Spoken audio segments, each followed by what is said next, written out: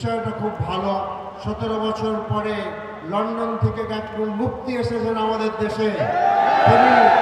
তিনি আমাদের মুসলমানদেরকে কুফরি আখ্যা দিচ্ছেন। আজকে ক্ষমতায় যাওয়ার আগেই যারা নারীদের বোরখা ধরে টানাটানি করে, আমাদের ভাইদেরকে যারা অত্যাচার করে, আহত করে, তারা যদি ক্ষমতায় যায় তারা নারীদের কি অবস্থা করবে তা আপনারা ভালোই করে বুঝতে পারছেন।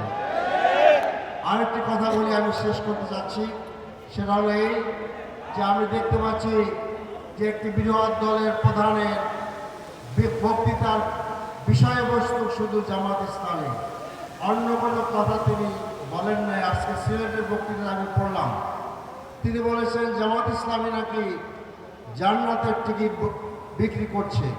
তা আমি এই জনসভায় আহ্বান জানাচ্ছি তাকে মেহরবানি করে এমন একটি উদাহরণ আমাদের সামনে পেশ করেন। রসুল মকবুল সাল্লাল্লাহু আলাইহি ওয়াসাল্লাম বলেছেন, কোনো মানুষ তার শুধুমাত্র তার আমল দ্বারা জান্নাতে প্রবেশ করতে পারবে না। কাজেই জান্নাত নিয়ে এত ঠাট্টা মশকরা করা ঠিক নয়। তিনি ফতোয়া দিয়েছেন যে জামাত ইসলামের লোকেরা নাকি কুফরি করছে। বিষয়টা খুব ভালো। 17 বছর পরে লন্ডন থেকে একজন মুফতি এসেছেন আমাদের দেশে। তিনি আমাদের মুসলমানদেরকে কুফরি আখ্যা দিচ্ছেন।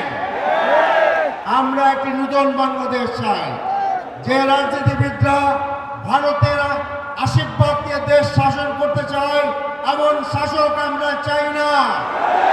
যে বাংলাদেশের হাতিকে হত্যা করা হয় সেই বাংলাদেশ আমরা চাই না। আমরা নতুন বাংলাদেশ চাই, যে বাংলাদেশের তরুণরা, যুবকরা, যুবতীরা সকলে মাথা উঁচু করে দাঁড়াবে।